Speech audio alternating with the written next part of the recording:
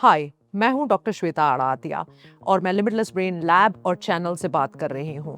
बहुत सारे लोगों ने हमें लिखा कि आप हिंदी में बात करें, तो मैंने बहुत कोशिश करी है। अगर कोई वर्ड्स में मुश्किल हो जाए तो आप लोग भी कमेंट में साथ दे देना।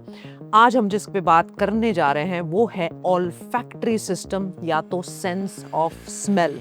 सूंघना, जो नाक की शक्ति होती है, उससे कितना ब्रेन पे असर होता है कि पावर के द्वारा, ऑल्फैक्शन के पावर के द्वारा जो ब्रेन की लिम्बिक सिस्टम है उसको कंट्रोल कर सकते हैं। अगर आप लोग मुझे पहली बार सुन रहे हैं तो मैं थोड़ा सा संक्षिप्त में बता दूं कि ब्रेन जो होता है उसके 3 पार्ट्स होते हैं। पीछे की तरफ होता है ब्रेन स्टेम। मेरे जीने के लिए ब्रेन स्टेम का एक्टिव रहना बहुत ज़रूरी होता है। जब हम ब्रेन डेड बोलते हैं तो ब्रेन स्टेम का जो हिस्सा होता है वो मर जाता है, वो काम नहीं करता है, तभी हम उसको ब्रेन डेड बोलते हैं। सो पीछे की तरफ है वो होता है ये मेरा हार्ट की गति, मेरी सांस लेने की प्रक्रिया वगैरह सब का नियंत्रण जो है वो ब्रेन स्टेम से आता है। दूसरा, अगर हम ऊपर जाएं तो जो ब्रेन का पार्ट आता है, अमिगडाला, आप लोगों ने काफ़ी सुना होगा, तो वो है लिम्बिक सिस्टम या भावात्मक या एक इमोशनल सिस्टम, रेगुलेटरी सिस्टम है जो सारे इमोशंस जैसे केयर हो गया, लव हो गया, अंडरस्टैंडिंग की मुझे कितना इमोशन कब कहाँ पे कंट्रोल में रखना है, क्या करना है, एंगर, रेज, काफ़ी सारी जो चीज़ें हैं वो सब इस इमोशनल रेगुलेटरी सिस्टम से के द्वारा होती है। उसमें काफ़ी हद तक फाइट फ्लाइट मतलब भाग जाना, झगड़ा करना, फ्रीज एकदम बिल्कुल सुन्न हो जाना, पता नहीं चले मैं आगे क्या कर सकूं, इसका भी जिक्र किया जाता है। अब इससे भी आगे जो एक ब्रेन का पार्ट है वो है फ्रंटल लोब। ये इतना ज़रूरी पार्ट है कि मैं क्या बताऊं। तो इस चक्कर में जब मैं अपना ब्रेन स्टडी कर रही थी तो मेरा लिम्बिक सिस्टम काफ़ी हद तक, काफ़ी साल तक वो फायरिंग रहा और उस टाइम पे प्री फ्रंटल कॉर्टेक्स जो है वो कम हो जाता है। प्री फ्रंटल कॉर्टेक्स जो है वो बहुत ज़रूरी है आपके मन के भाव, जो भावात्मक वो होता है उसके नियंत्रण के लिए, आपके क्लैरिटी, जजमेंट, मुझे कुछ भी करना है तो मुझे एकदम क्लियर तरीके से करना है, क्लैरिटी के लिए, डिसीजन मेकिंग में, आपके कोई भी कार्य क्षमता के लिए, एकदम you can think very clearly, उसके लिए प्री फ्रंटल कॉर्टेक्स की ज़रूरत बहुत बखूबी होती है। अब ये जो लिम्बिक सिस्टम है वो सीधा ऑल्फैक्टरी सिस्टम से जुड़ा है। जब मैं कुछ भी सूंघती हूँ, जब मैं डीप ब्रेथ लेती हूँ, straight away that limbic system gets fired, सीधा, एब्सोल्युटली सीधा। और टेस्ट के साथ भी स्मेल का जो है वो काफ़ी गहरा कनेक्शन है। Covid classic example. जिन जिन लोगों को कोविड हुआ उनको मालूम है कि टेस्ट भी गया और स्मेल भी गई। बिकॉज स्मेल जाता है तो टेस्ट लाजिम है, सेकेंडरी इफेक्ट से वो भी जाता है। हाल ही में कुछ पेपर्स पब्लिश किए गए हैं और कुछ न्यूज़ भी ये देखा गया है कि ऐसे कोई स्पेसिफिक डॉग्स होते हैं, कुत्ते होते हैं, क्योंकि वैसे भी हम ह्यूमंस जो है तकरीबन अबाउट 10,000 स्मेल्स तक आइडेंटिफाई कर सकते हैं। हमारे जो न्यूरॉन्स है, हमारे जो सेल्स है, ऑल्फैक्शन के जो स्मेल के जो सेल्स है, वो तकरीबन इतने स्मेल्स को आइडेंटिफाई कर सकते हैं। लेकिन कुत्ते जो होते हैं उनकी सेंस ऑफ स्मेल बहुत पावरफुल होती है। आप देखते होंगे स्निफर डॉग्स एयरपोर्ट में हमें मिल जाते हैं, पुलिस के साथ मिल जाते हैं, बॉम्ब स्क्वाड में मिल जाते हैं, क्योंकि उनको ट्रेन किया जाता है, कहीं से भी वो स्मॉलेस्ट ऑफ द मात्रा में वो ऑल्फैक्शन को पकड़ लेते हैं।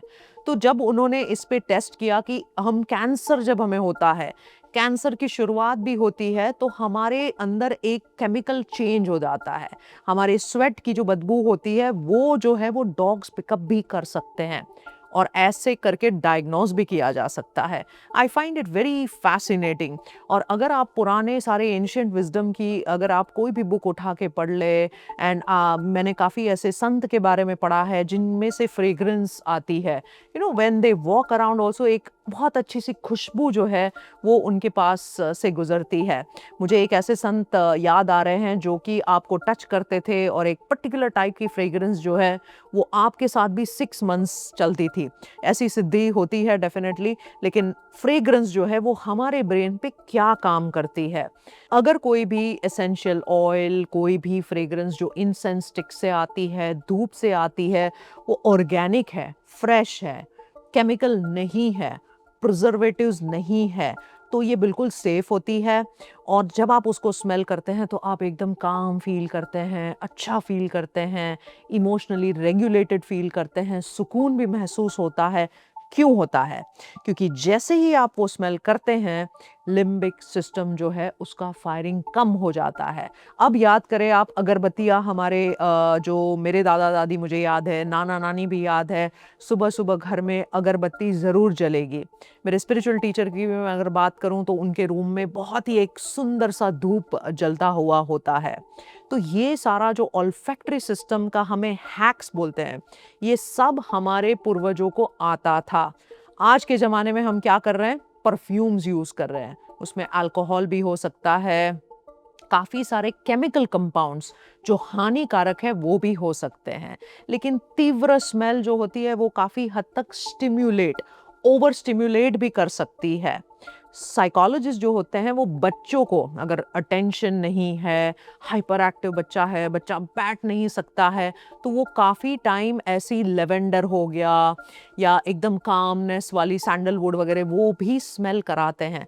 स्मेल और ऑल्फैक्टरी थेरेपी जो हम अरोमा थेरेपी के नाम से भी जानते हैं, वो काफ़ी हद तक पॉपुलर भी है, काफ़ी लोग उसका यूज़ भी करते हैं, लेकिन कभी-कभी उसकी जो बॉटम रूट से वो क्या काम करता है वो हमें नहीं मालूम होता है। Particularly people who don't sleep well, जो अच्छे से जिनको नींद नहीं आती है, रेस्टफुल फील नहीं होता है, वो पिलो के नीचे वो स्मेल लेते हैं, तो बेसिकली कोई ना कोई वो जो स्मेल होती है वो या तो लिम्बिक सिस्टम पे काम करती है या reticular activating system, RAS। Let me give an example. सबसे कॉमन सा एग्जाम्पल है कॉफ़ी। आप अगर कॉफ़ी नहीं भी पी रहे हैं लेकिन एक कॉफ़ी शॉप में जाएंगे तो आपको एक स्टिम्युलेशन आ जाएगा, आप अच्छा फील करने लगेंगे, बिकॉज रेटिकुलर एक्टिवेटिंग सिस्टम को स्मेल के द्वारा भी आप एक्टिवेट कर दिया तो आप एकदम फ्रेश हो गए, आप काम करने के लिए रेडी हो गए, आपका सिंपैथेटिक भी एक्टिव हो गया, आप अब पूरे अपने कार्य क्षमता के लिए एकदम ही कुशल हो गए। Whatever you have to achieve, आपको जो भी काम करना है, आपको पूरी स्फूर्ति है, आप रेडी है, तो वो जो है वो RAS के एक्टिवेशन से होता है। RAS जब शांत हो जाता है, जब डीएक्टिवेट हो जाता है तो आप सो जाते हैं, नींद आती है आपको। तो इसका जो मॉड्यूलेशन है वो भी सेंस ऑफ स्मेल से किया जाता है। सो स्मेल इज वेरी पावरफुल। तो मेरा हमेशा ये मानना है कि पीपल जो सफ़र करते हैं, जो डिप्रेशन से सफ़र करते हैं, उन्हें कोई ना कोई स्टिमुलेंट स्मेल का उपयोग करना चाहिए। केमिकल फ्री, बिकॉज जब आप कोई भी धूप या अगरबत्ती जलाते हैं तो कोई कोई टॉक्सिन्स होते हैं जो लंग कैंसर वगैरह भी कर सकते हैं। काफ़ी सारी स्टडीज़ इस पे करी गई है। इनफैक्ट अगर हम टेम्पल की बात करें, हम चर्च की बात करें, चर्च में भी काफ़ी कैंडल्स बहुत ही अच्छे से लिट होती है, फ्रेग्रेंट होती है। अगर हम अगर हम मॉन्क्स बुद्धिस्ट की वो बात करें, I have been to a few temples, pagodas या जो उनके स्पेसिफिक स्थान होते हैं, बहुत ही सुंदर सी फ्रेग्रेंस आती है। जैसे ही आप एंटर करते हैं हमारा ब्रेन एकदम काम हो जाता है। तो जब हम इसको स्टडी करते हैं तो ब्रेन के अंदर में हम ये पाते हैं कि अल्फा बढ़ जाता है। There is also something called scent marketing. तो मार्केटिंग में भी ये काफ़ी हद तक यूज़ किया गया है। जैसे आप कोई मॉल्स में जाते हैं, कोई सिग्नेचर स्मेल होती है। अगर कोई होटल्स की बात करें तो वो एक पर्टिकुलर स्मेल आपको हर टाइम रहेगी। अमेरिका में एक ट्रायल भी करी गई थी, it was called the smell dating, कि आप स्मेल पहले भेजो और पता चलेगा कि आप कंपैटिबल हो कि नहीं हो। तो स्मेल्स पे काफ़ी सारी इंटरेस्टिंग चीज़ें हो रही है और आगे भी जाके होती रहेगी। लेकिन अगर आपके घर में एक सिंपल सा रोज़मर्रा एक धूप जलाने का, एक इंसेंस स्टिक का जो प्रयोग है वो होता है, तो आप ये ज़रूर समझिए कि मॉर्निंग में इसको करने से आपका ये लिम्बिक सिस्टम थोड़ा सा टेम हो जाएगा। आप इमोशनली एजिटेटेड, एकदम गुस्से में या एकदम हाइपर, एकदम रेस्टलेस ऐसा नहीं फील करेंगे। आपका जो प्री फ्रंटल कॉर्टेक्स है वो बिल्कुल सोच पाएगा और आप समझ पाएंगे आगे क्या करना है। सो इसके हिसाब से इस पावर को ज़रूर समझे और वेरी सिंपल एंड ईजी तरीका है अगर आपको लिम्बिक सिस्टम पे कंट्रोल लाना है। तो जब आप मेडिटेशन कर रहे हैं, बिल्कुल ज़रूर कोई ना कोई अच्छी वाली फ्रेग्रेंस, सम एसेंशियल ऑयल, तो आपका जो अल्फा है थोड़ा सा फास्ट, बहुत ही क्विक उसमें आ जाएगा। सो एरोमा थेरापी की भी मैं काफ़ी चाहक हूँ। मैं खुद भी काफ़ी सारे एसेंशियल ऑयल्स और चक्रा पे भी काम कर चुकी हूँ। ऑल्दो मुझे चक्रा का एनालिसिस जो एकदम एक एनर्जी एक्सपर्ट के जितना नहीं आता है, लेकिन मैं लैब में काफ़ी एनर्जी एक्सपर्ट से भी बात करते रहती हूँ, बिकॉज मेरा ऐसा मानना है कि हम लेयर्स में बने हैं। एज अ डॉक्टर मैं एक ही लेयर, फिजिकल लेयर देखती हूँ, लेकिन मेरे आसपास के जो और भी लेयर्स है, मेंटल लेयर है, एथरल लेयर है, स्पिरिचुअल लेयर है, इलेक्ट्रोमैग्नेटिक लेयर है, मुझे हर लेयर में हर एक चीज़ पे मुझे नियंत्रण करना होगा, मुझे उसको केपेबल बनाना होगा, तभी जाके हेल्थ जो है वो मेरे हाथ में होगी। So thank you very much for watching this particular episode and I welcome you on this channel as well as हर कोई कमेंट, ऐसा कोई भी क्वेश्चन हो, ऐसा कोई भी सवाल हो, आई और my team is very ready to answer that. So thank you so much for all the love and grace across the world. Do you want to manifest a dream life, a dream car, an amazing relationship? Do you want to manifest your profession where you are at the top? Well, people say manifestation is manipulation, manifestation is not possible. Believe me, from the point of view of neuroscience, it is just reframing the mindset from the poverty mindset to the abundance mindset. There are steps to it. There is a way in which you can do that. And this particular neuroscience manifestation course is one of the popular courses which we are doing right now.